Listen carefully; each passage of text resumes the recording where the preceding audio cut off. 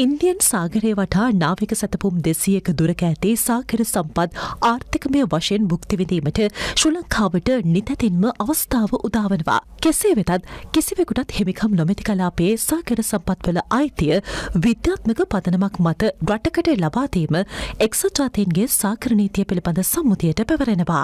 ඒ සඳහා වන කෙටුම්පතක් ශ්‍රී ලංකාව 2009 මැයි මාස 8 වෙනිදා නිව්යෝර්කයේ පිහිටි එක්සත් ජාතීන්ගේ සාගර නීතිය පිළිබඳ සම්මුතිය වෙත ඉදිරිපත් කිරීමට කටයුතු කළා. ඒ අනුව මෙරට සිට නාවික සැතපුම් 800ක පමණ දුර බෙන්ගාල බොක්ක මුහුදු ප්‍රදේශයේ ඇති සාගර සම්පත්වල අයිතිය ශ්‍රී ලංකාවට ලබා ගත හැකි බවටයි අදාළ කෙටුම්පත හරහා පෙන්වා දී තිබුණේ. හම්බන්තොට වෙරළ කලාපයට අයත් නැගෙනහිර දෙසින් දකුණට වන මුහුදු සීමාව ආශ්‍රිත සාගර පත්ලේ කඳු පන්ති 3ක් පිහිටලා තියෙනවා. ඒ අතරින් මීටර 3000ක් පමණ ගැඹුරු මුහුදු පත්ලේ ඇති ඇවනාසි මවුන්ටන් නම් කන්ද මත කෝබෝල්ට් නැමැති විශේෂ පොසිල ඉන්ධන වර්ගය වැවෙනවා. එම කෝබෝල්ට් නිධියේ වටිනාකම ඩොලර් බිලියන 120ක් පමණ වෙන බවට තමයි දල ඇස්තමේන්තුවල සඳහන් වෙලා තියෙන්නේ.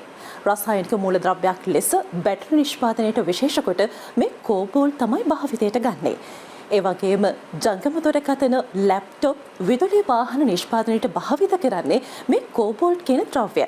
අදාළ මුහුදු සීමාවට අයත් සාගර සම්පත් කිහිපයක් වෙනුවෙන් මෙරටට අයිතිය ලබා දෙන ලෙස ඉල්ලා එක්සත් ජාතීන්ගේ සාගර නීතිය පිළිබඳ සම්මුතිය වෙත ඉදිරිපත් කළ මෙම කෙටුම්පත පිළිබඳව සලකා බැලීමේ කමිටුව 2016 වසරේදී පත් කෙරුණා. ඒ යටතේ මේ පිළිබඳ නිරීක්ෂණය කිරීමේ කටයුතු වෙනුවෙන් වසර 6කට ආසන්න කාලයක් ගත වුණා. අනතුරුව 2022 වසර අවසානය වන විට ඒ සඳහා වන අනුමැතිය එක්සත් ජාතීන්ගේ සාගර නීතිය පිළිබඳ සම්මුතිය විසින් මෙරටට ලබා දීමට නියමිතව තිබුණා. 2022 දී ආර්ථික අර්බුද වෙලාවේදී ඉන්දියාවේ අපේ මිත්‍රශීලී රටක් හැටියට බිලියන 4ක ණයක් දුන්න ලංකාවට ජූලි මාස. ඉන්දියාවේ මෝඩි මහත්මයා සැබෑ මිත්‍රෙක් නම් අපිට කියන්න ඕනේ ඔහෙලා දැන් දාලා තියෙනවානේ එක්සත් ජාතික සංවිධානයට කෙටුම්පතක් ඇෆනීසි මවුන්ට් නිකටන් මූද පතුලේ තියෙන කන්දේ තියෙන අර ඊටාම වටිනා කෝබෝල්ට් බිලියන 120 කෝබෝල්ට් නිදියක් ඒකට තාක්ෂණය යොදලා ඒකේ වටිනාකම ට්‍රිලියනයක් දක්වා වැඩි වෙන්න පුළුවන්. ඒ කියන්නේ ඔයගොල්ලෝ අති පොහොසත් රටක්. එහෙනම් අපි